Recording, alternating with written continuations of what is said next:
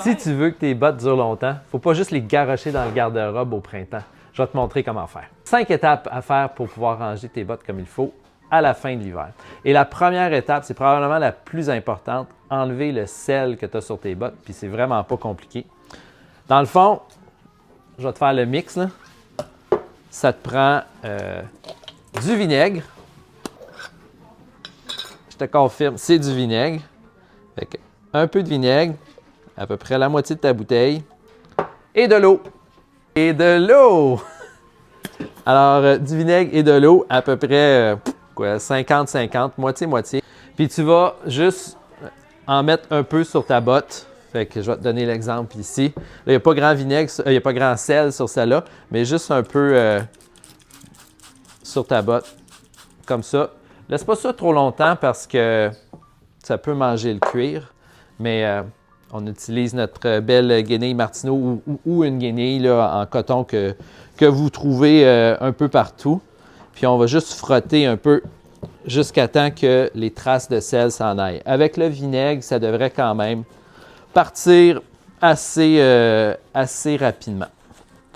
Mais c'est super important de faire cette étape-là parce que le sel, là, ça fait mal au cuir. C'est comme si le cuir, c'est comme de la peau. C'est comme si on laissait du sel sur notre peau pendant plusieurs heures. Ça va vraiment nous irriter puis manger notre peau. Donc, il faut absolument prendre le temps d'enlever le sel. Et d'ailleurs, ça, c'est quelque chose que vous devriez faire à plusieurs reprises dans l'hiver. Quand vous voyez une trace de sel sur vos bottes, nos cuirs sont imperméabilisés, donc c'est en surface.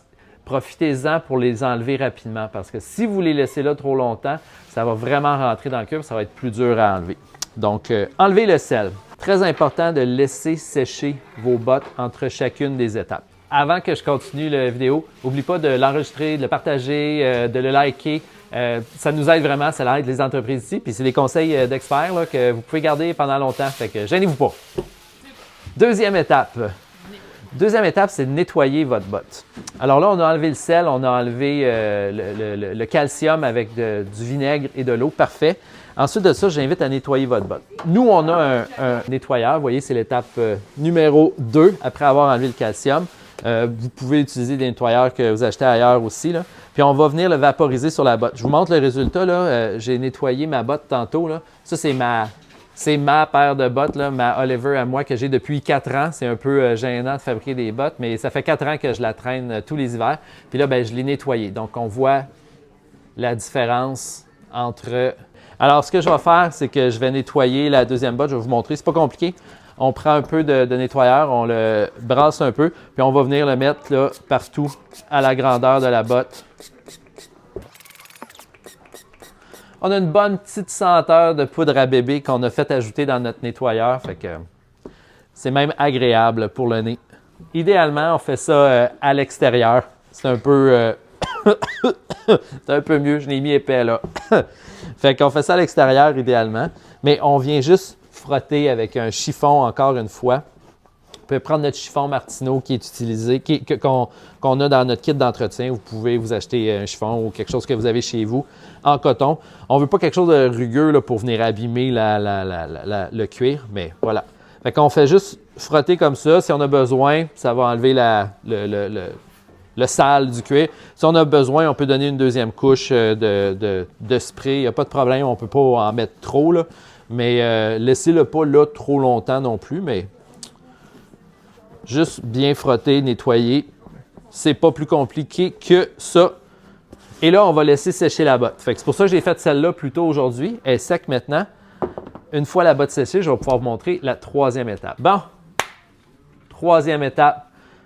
C'est probablement l'étape qui va vous permettre d'augmenter la durée de vie de votre botte le plus. Jusqu'à maintenant, on a enlevé le calcium, on a nettoyé la paire de bottes. Maintenant, on va réhydrater le cuir. Le cuir, c'est de la peau, c'est comme votre peau. On a besoin de la réhydrater une fois de temps en temps. Et pour ça, on a un produit, la graisse Martineau.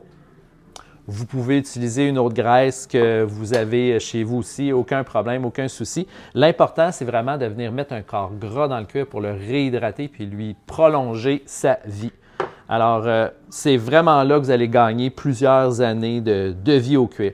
Fait que la graisse, je vais juste en prendre une bonne couche sur ma guenille. Oups. Et puis, je vais venir l'appliquer sur le cuir. plusieurs fois, il va falloir que j'aille en rechercher dans le pot de graisse. Puis je viens le faire pénétrer, un peu comme quand vous mettez de la crème finalement.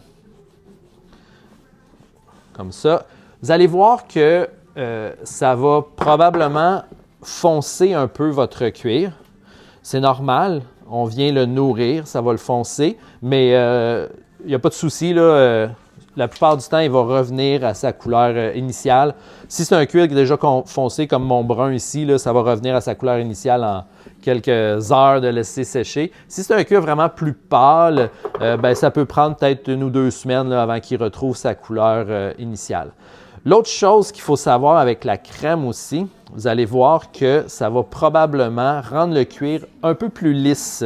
Si c'est un cuir mat, il va devenir plus lisse et plus brillant. Mais encore une fois, ça c'est un fini qui va repartir après. Fait que, vous voyez, je vais vraiment aller faire tous les morceaux, puis je suis généreux, là, il n'y a pas de souci avec ça. Le cuir va prendre ce qu'il a besoin de prendre, et puis le reste, bien, il va rester en surface, puis on l'enlèvera après une fois que ça sera sec. Là, il n'y a pas de problème. Et c'est vraiment une étape importante à faire parce que là, vous allez être plusieurs mois sans mettre votre botte. Faut lui donner, faut la nourrir avant de l'entreposer. Je vous répète qu'avant de faire ça, c'est important de laisser sécher le nettoyage que vous avez fait précédemment. Donc, voilà. C'est pas vraiment plus long que ça, là. J'ai fait ma botte au complet ici. Puis, vous voyez, elle est devenue plus brillante et un peu plus foncée que mon autre paire de bottes. Mais il n'y a pas de problème, là. Elle va sécher, en fait, puis elle va redevenir dans la même teinte que celle-là. Et au pire, si elle ne revient pas tout de suite, après 2-3 fois que je vais l'avoir portée, elle va redevenir dans les mêmes teintes originales que l'autre. Voilà.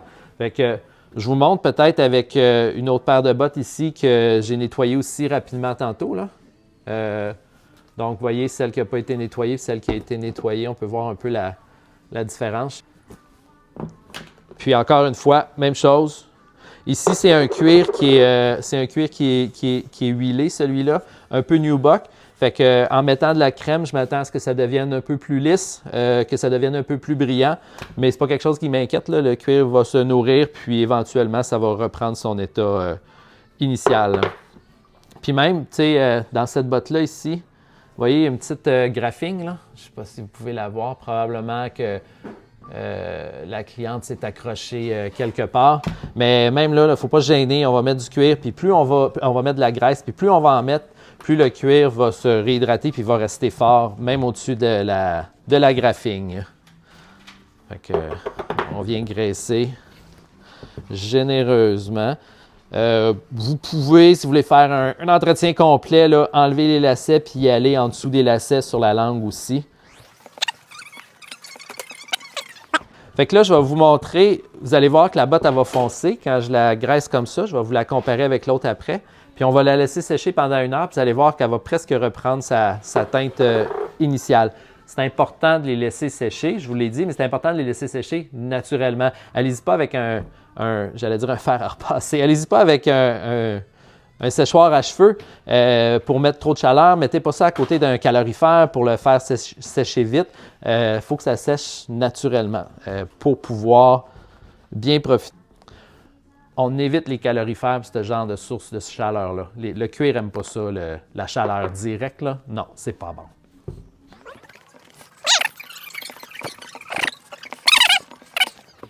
Voilà, j'ai crémé ma botte au complet. C'est quelque chose que vous pouvez faire plusieurs fois dans la saison aussi, hein, si vous voulez prolonger la vie de votre botte. Comme je vous dis, c'est probablement le meilleur truc de venir réhydrater le cuir. Alors, voilà ce que ça donne. Vous voyez, là, le cuir. Alors, voilà ce que ça donne. Vous voyez, là, le cuir est devenu beaucoup plus lisse, brillant et foncé. OK? Mais c'est pas stressant, ça va revenir à sa couleur initiale. Je vais laisser ça de côté pendant quelques heures, le temps que ça sèche, puis je vais vous montrer après ce que ça peut ressembler. Voilà. La 4e étape avant de ranger nos bottes pour l'hiver, Il y a deux écoles de pensée. La première école dit, on a un protecteur ici, l'étape numéro 4. C'est un protecteur qui rend le cuir imperméable et qui protège le cuir. C'est quelque chose qu'on devrait mettre quelques fois en saison. Quand vous achetez vos bottes neuves, il n'y a pas de problème, là, les bottes sont déjà traitées et tout. Mais après une saison, on recommande de le mettre. Puis après quelques saisons, là, de le mettre plusieurs fois dans l'année, ça l'aide vos bottes à rester imperméables. Fait que là, la première école de pensée dit qu'on devrait mettre l'imperméabilisant avant de les ranger pour l'été. Puis la deuxième école dit, non, non, laissez votre cuir respirer. Vous mettrez le imperméabilisant à l'automne à la première sortie. À vous de décider. Moi, je suis plus partisan de laisser le cuir respirer, laisser le cuir naturel le plus possible, puis de mettre l'imperméabilisant à l'automne. Donc, moi, c'est ce que je fais avec mes bottes. Alors, il nous reste une étape à faire avant de ranger nos bottes pour l'hiver. Notre cinquième étape, c'est de fourrer nos bottes, c'est de les remplir pour leur donner la forme, pour qu'ils puissent garder la bonne forme pendant toute l'été. Pour ça, ben, si vous êtes très raffiné, vous pouvez utiliser ce qu'on appelle un embauchoir en cèdre du Canada, c'est super bon. Pourquoi en cèdre? Parce que c'est un bois qui absorbe beaucoup l'humidité. Puis l'embauchoir, ce qu'il va faire, c'est qu'il va permettre à la botte de garder sa forme pendant tout l'hiver. Pendant toute la saison morte, en fait, tout l'été. Vous voyez ici, la paire de bottes, bon, elle peut s'écraser. Si je la mets dans le garde-robe, je mets quelque chose par-dessus, elle peut s'écraser, elle peut pencher et tout. Si je mets un embauchoir à l'intérieur de la botte, comme ça, hop, ça va venir vraiment prendre la forme de la botte. Vous voyez, j'appuie ici, puis il y a l'embauchoir à l'intérieur.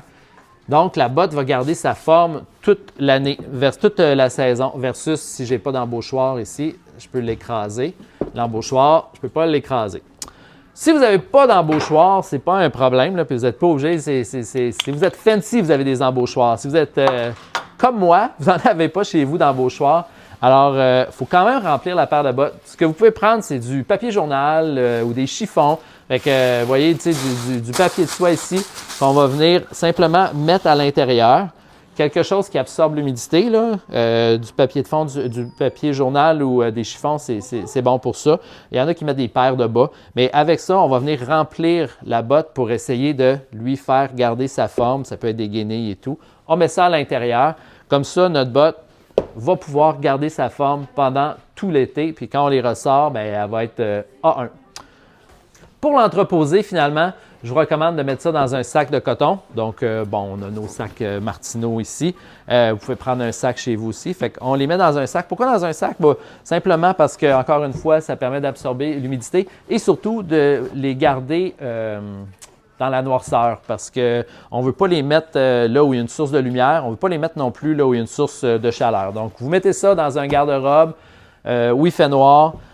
Où il n'y a pas à côté d'un calorifère, pas en dessous d'une fenêtre où le soleil plombe toute la journée. Vous mettez ça dans le garde-robe, puis quand vous allez les ressortir à l'automne, vous allez avoir des bottes A1. On vous a dit qu'on allait vous montrer après ce que ça allait ressembler, après que ça allait sécher. Ça, c'est la botte que j'ai crémée tantôt, ça fait à peu près 1 heure et demie. Elle est sec maintenant, super douce. Voici l'ancienne botte. Donc, vous voyez, tu sais, que les couleurs, là, elle est en train de pâlir, les couleurs vont se rejoindre. Puis rapidement, quand vous allez la porter, là, regarde la couleur profonde du cuir qui va ressortir, là. Fait qu'il n'y a pas de problème, là, vos bottes vont redevenir plus proches de ce qu'elles étaient avant d'être crémées, mais elles vont durer beaucoup plus longtemps. C'est quelques étapes de plus, là, mais ça peut vraiment prolonger la vie de votre botte de 3, 4, 5 jusqu'à 10 ans en faisant ces étapes-là. Si tu as des questions, gêne-toi pas, écris-nous, passe en boutique, on va t'expliquer les produits, comment les utiliser, vérifier si tu peux utiliser les tiens, gêne-toi pas.